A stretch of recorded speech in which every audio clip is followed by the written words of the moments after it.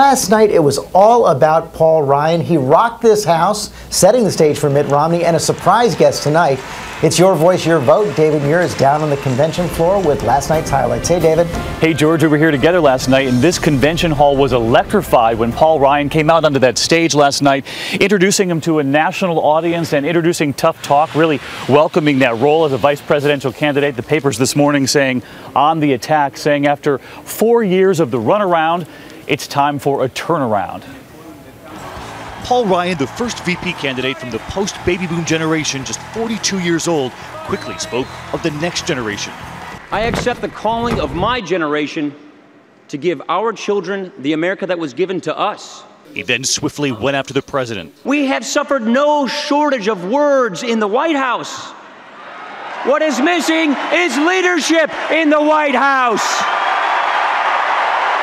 Arguing it's the other side going negative to hold on to power. With all their attack ads, the president is just throwing away money.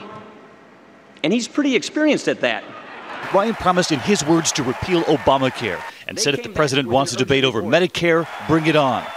Ryan became visibly emotional as he spoke of his mom, Betty, proudly sitting in the audience with Ryan's wife and 3 children. At one point, his son struggling to stay awake. And he spoke of the father he lost at 16 to a heart attack. He reached out to the young people of today with a dig aimed at those posters celebrating hope and change 4 years ago. College graduates should not have to live out their 20s in their childhood bedrooms, staring up at fading Obama posters and wondering when they can move out and get going with life. And in a return to the political stage, former Secretary of State Condoleezza Rice welcomed back by a roaring crowd. We do not have a choice. We cannot be reluctant to lead, and you cannot lead from behind. She spoke of her own childhood, of the parents who taught her to dream.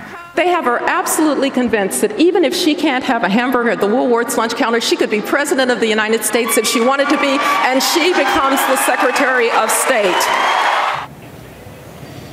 Condoleezza Rice back on the political stage, but it was Paul Ryan last night teeing up Mitt Romney. There were a lot of attacks, a lot of promises in that speech that he gave. The Obama team already taking aim now with these battle lines drawn. But as you can see over my shoulder, they are getting the stage ready for Mitt Romney tonight, who will make his case to the nation.